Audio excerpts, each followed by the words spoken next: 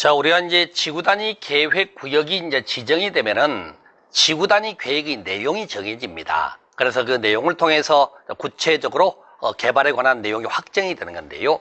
여러분 하나 표현상 이제 주의할 게 뭐냐면은 여기 보시게 되면은요, 우리가 관리계획 결정상의 첫 번째 표현에가 용도 지역, 용도 지구의 지정 변경에 관한 계획이라고 돼 있죠.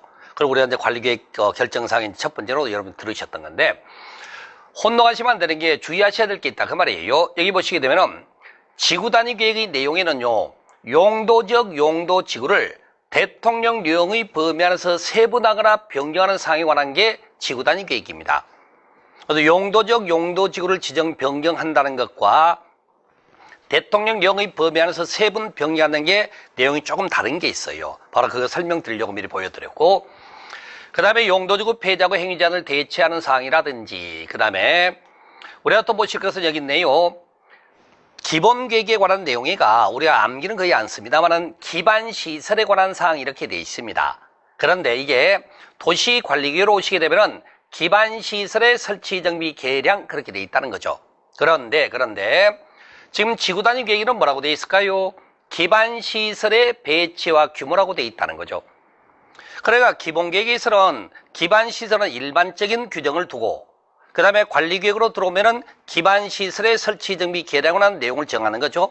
그리고 지구단위 계획으로 들어오시게 되면 기반시설의 배치와 규모라고 해서 어떤 설치를 할 때 어떤 곳에다가 어떤 크기로 할 건지를 확정을 짓게 된다는 거죠. 그래서 좀 더 세부적이고 구체적인 내용을 갖는 것이다, 그렇게 이해를 하시는 겁니다. 그 다음에 보시게 되면 또 추가적으로 가로구역과 또는 획지 규모와 조성계획이라고 해서, 가로구역이라는 것은 도로로 둘러싼 일단의 영역을 가로구역이라고 칭하는 거죠. 그리고 이제 획지라는 것은 그보다 좀 더 넓은 범위를 말하겠죠. 이렇게 규모와 조성계획이 있고, 그 다음에 건축물의 용도 제한, 건폐율 용적률 높이 최고 최저 한도에 관한 것들, 그 다음에 건축물의 배치 형태, 색채, 건축선에 관한 겁니다. 지구단위 계획에 따르면요, 건축물의 모양이라든지 색깔까지도 엄격히 규제를 한다, 그렇게 이해하시는 게 맞아요. 그 다음에 이제 추가적으로 환경관리 경관계획, 교통처리계획, 기타, 이러한 식으로 해서 이제 지구단위 계획은 좀 더 구체적 내용을 갖는 걸 말하게 됩니다. 우리가 이 지구단위 계획은 여러분이 나중에라도 암기를 좀 하셔야 되는데, 이 중에 가장 중요한 게 뭐냐면요, 2번과 4번에 있는 내용인데요.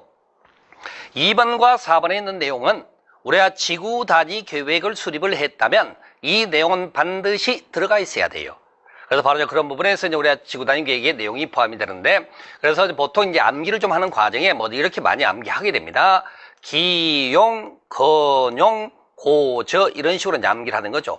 그래서 이런 단어를 좀 찾으시면은 이런 것들은 지구 단위 계획의 내용에 반드시 들어가 있어야 한다, 이제 그런 의미가 되고, 자, 이 부분 여기 한번 설명을 좀 드려볼게요, 제가. 용도적 용도지구를 지정 변경한다는 것과 용도지구를 대통령령의 범위 세분 변경하는 것이 어떻게 차이가 나는지를 보여드리겠습니다. 자, 보시게 되면은 그 내용 뭐 다음에 이제 설명드리고, 그 다음에 이렇게 해서 우리가 이제 그 지구 단위 계획이란 게 이제 구체적으로 정해지면은 이제 제한을 하는 겁니다. 좀 전에 건축물의 배치, 형태 등의 색깔까지도 규제를 한다고 그랬던 거죠. 그 대신에 이제 반대로 혜택을 주는 거예요. 그래서 여러 가지 행위 제한이 이제 완화가 되는 대상이 있게 되는데, 자, 첫 번째 용도 제한을 좀 풀어주겠답니다. 일정한 용도 지역 위에 지구 단위 계획 구역이 지정됐을 때 바로 이제 지구 단위 계획에 따라서 여러 가지 규제를 하면서 반대로 혜택을 준단 말이죠. 그래서 건축물의 용도를 풀어주겠다, 그 지구 단위 계획 구역 안에서는. 그 다음에 건폐율이나 용적을 완화시켜주는 게 있고요. 건축법에 규정되는 각종 여러 가지 제한이 있는데 이런 제한도 마찬가지로 완화시켜주겠다는 겁니다. 이런 제한도 완화시켜주는 거고, 그 다음에 주차장법에 설치되어 있는 부설주차장 설치라든지 그 다음에 설치 계획도 등등에 관한 규정도 완화해주겠다라고 한다는 거죠. 다만 우리가 나중에 이제 기억해야 될 게 있다면은 건축법에 여러 가지 내용이 완화가 되는 내용들이 있죠. 그런데 여기 있듯이 대지 분할 제한 면적이라는 게 있는데요. 이것은 절대적으로 완화 대상 자체가 될 수가 없습니다. 그래서 상대적으로 우리가 공부를 한다면 개별 법상의 여러 가지 내용들이 완화가 되는 건 있으나 건축법에 규정되어 있는 대지 분할 제한 면적은 완화 대상 자체가 되지 않는다, 뭐 그렇게도 하나 정도 봐두시면 되고요. 그러면 실제 완화되는 것들을 한번 살펴보세요. 도시적과 비도시적 안에서, 즉 지구단위 계획 구역이 지정된 곳이라는 거죠. 그러면 해당 지역에 따르는 건폐율이 150 완화, 용적률 200 완화가 됩니다. 그 다음에 이제 개발진흥지구 안에서 용적률 120 완화가 있고요. 그 다음에 건축법의 규정에 따라서 개발진흥지구 안에서 건물을 짓는 과정에 높이 제한이 또 120까지 완화가 됩니다. 여기 개발진흥지구 나오면 도시적입니다. 둘 다 그 대신에 도시적 개발진흥지구 나오면 120 완화되는 것도 같이 알아두시고, 그 다음에 주차장법 규정에 따라 설치 기준이 완화가 된다는 거죠. 이런 표현 혼동하시면 안 됩니다. 설치 기준이 완화된다는 얘기 속에는 주차장을 덜 만든다는 말이에요. 그리고 최소 100% 완화된다고 하는 것은 전혀 만들지 않아도 된다 이런 말이죠. 그런데 대상 지역을 보면 여러분 이해할 수 있겠죠? 한옥마을로 보존키 위해서 지정된 곳이라면은 한옥마을 들어가실 때는요, 가마를 타시든지 말 타고 들어가세요. 차 끌고 들어가는 거 아닙니다. 그래서 주차장이 필요 없다 그런 의미죠. 그 다음에 차 없는 거리라고 되어 있는데 대표로 인사동 같은 데를 말할 수 있는데 서울 같으면 인사동 지역 같은 경우에 있어서는 주차장을 굳이 만들지 않습니다. 집을 짓더라 건축물 건축하더라도 바로 그런 것들이 이제 완화가 된다라고 그런 거죠. 그러면 실제 그 완화의 적용을 가지고 얘기를 한번 해볼까요? 우리 이제 비도시적 같은 경우는 계획관리지역과 개발진흥지구를 대상으로 해서 이제 지정이 되는데 여기 이제 기본 건폐율 용적률이 40에 100이 주어졌어요, 실은. 근데 여기에다가 이제 지구단위 계획구역이 지정이 된 거죠. 그러면 그에 따라 이제 완화를 받습니다.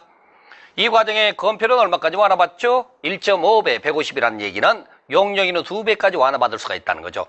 그러면 실제 계획관리적 개발진흥지구는 40에 100 크기로 집을 지어야 되지만 건폐율 용적률이 만약에 지구단위 계획구역이 지정이 됐다면 그때는 60에, 건폐율 60에 용률 200까지 집을 지을 수가 있다는 거죠. 거의 더블 크기로 집을 지을 수가 있다는 겁니다.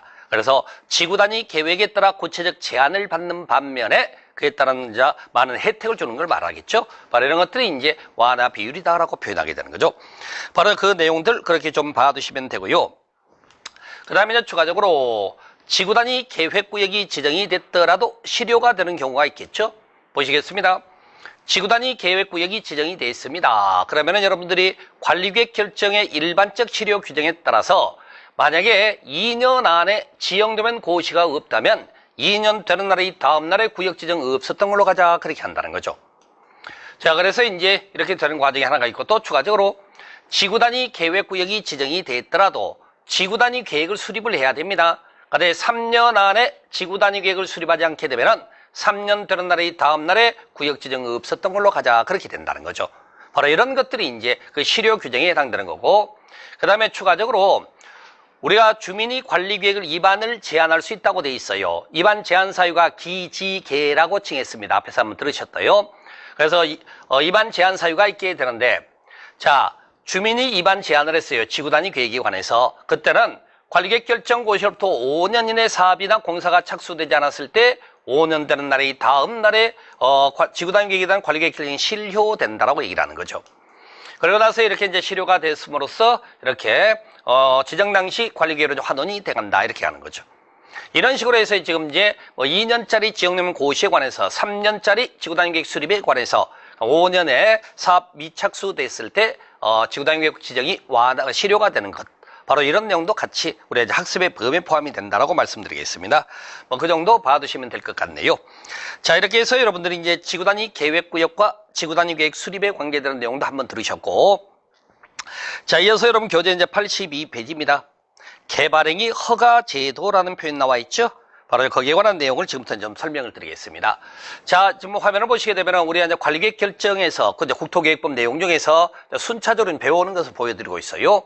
세 가지 계획 수립 절차, 그 다음에 그중에 관리계획의 구체적 내용들, 용용, 기도, 지입하는 것들, 안 배운 것도 있습니다만 일단 그런 기본적인 설명을 하는 거고, 그리고 이제 이어서 배우는 게 토지 이용 파트로 넘어오게 되는 거죠. 토지 이용은요, 측면을 나눠서 이해하시는 게 좋다고 그랬습니다. 적극적으로 이용하는 걸 개발이라고 그러고, 소극적으로 이용하는 걸 보전이라고 칭하게 되는 거죠. 이때 보전이라고 하는 것은 주어진 형상 그대로 활용하는 것뿐이기 때문에 그 내용상의 변화가 있는 건 아니에요. 토지 이용에 있어서. 그러다 보니까 보전은 따로 배우는 개념은 아니라고 보시면 됩니다. 그러면 결론적으로 우리가 이제 배워야 할 것은 개발에 관한 내용을 학습한다 그 말이죠. 자, 이제 개발을 배우게 되는데 그중에서 이제 개발을 하게 되면 항상 우리가 이제 우려되는 문제가 난개발이 우려가 있다는 거죠. 개발에서는. 근데 난개발을 해서는 안 되겠죠. 그래서 난개발에 우려가 있는 개발행위를 하고자 한다면 허가를 받도록 하고, 그다음 난개발과 무관하면 허용이 된다라고 표현하는 겁니다. 근데 허가 허용사항에 관한 내용이 나오게 되는 거죠. 바로 이